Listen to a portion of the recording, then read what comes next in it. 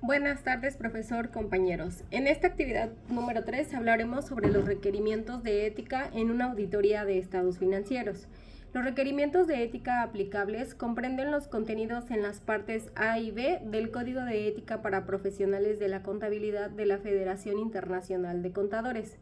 La parte A establece los principios fundamentales a cumplir por el auditor según el código de la IFAC, que son A. Integridad. Es la cualidad de ser honesto, respetuoso y actuar de acuerdo con los principios y valores. B. Objetividad. Es el principio complementario al de imparcialidad que exige actuar atendiendo criterios objetivos. C. Competencia y diligencia profesionales. Son principios que orientan la conducta de los profesionales para que brinden un servicio competente, que quiere decir que tiene capacidad y preparación. D. Confidencialidad. Es un principio que garantiza que la información no se divulgará sin su autorización. Y E. Comportamiento profesional. Es la manera en que una persona actúa en un entorno laboral o profesional. Incluye la actitud, la apariencia, los modales, la comunicación y los valores.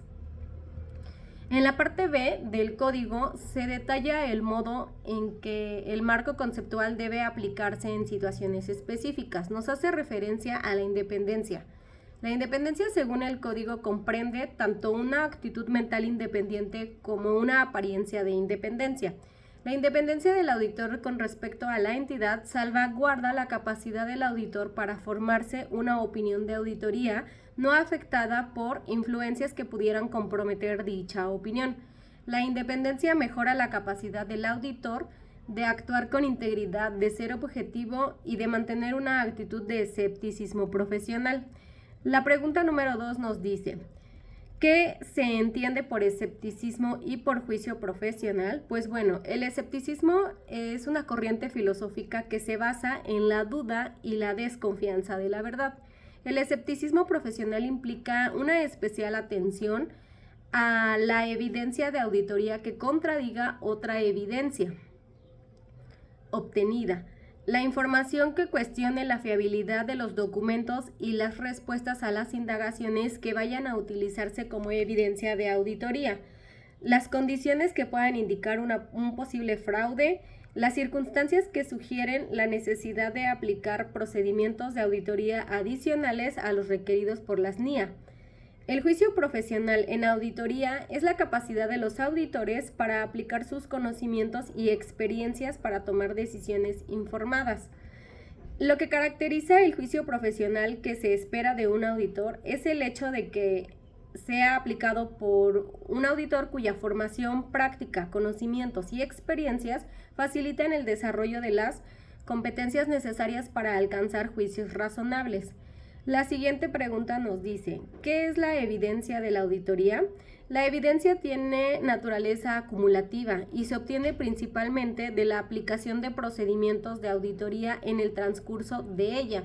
Además de otras fuentes de dentro y fuera de la entidad, los registros contables de la entidad son una fuente importante de evidencia de auditoría. La evidencia comprende tanto la información que sustenta y corrobora las afirmaciones de dirección como cualquier información que contradiga dichas afirmaciones. La mayor parte del trabajo del auditor al formar una opinión consiste en la obtención y evaluación de evidencia de auditoría.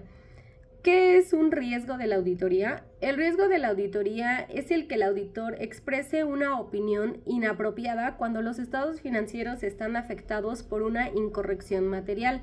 El riesgo de auditoría se compone de 3 partes. El riesgo inherente, que significa que el riesgo de que haya errores materiales por la naturaleza de las operaciones o transacciones sin tener en cuenta los controles.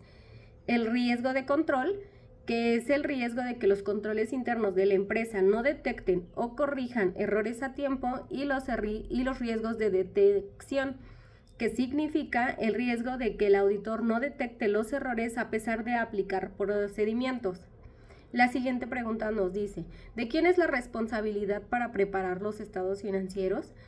La responsabilidad de preparar los estados financieros en una entidad es de la administración de dicha entidad. Aunque un contador o un equipo contable puede encargarse de su elaboración técnica, la responsabilidad final recae en la administración. ¿Qué requiere la preparación de los estados financieros? Requiere varios elementos claves para asegurar que sean completos, exactos y cumplan con el marco contable aplicable. Las NIF nos definen cómo debe reconocerse, medirse, presentarse y revelarse dichas transacciones.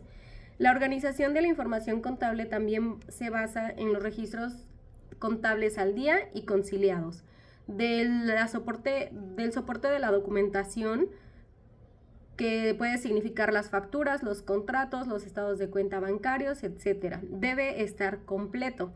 Y la revisión de cuentas contables, que son las cuentas de mayor y los auxiliares. Y como última pregunta nos dice, ¿qué es el marco de la información financiera? En nuestro país, las normas de información financiera son el conjunto de reglas y lineamientos que regulan cómo se deben de preparar los estados financieros de las entidades. Muchas gracias.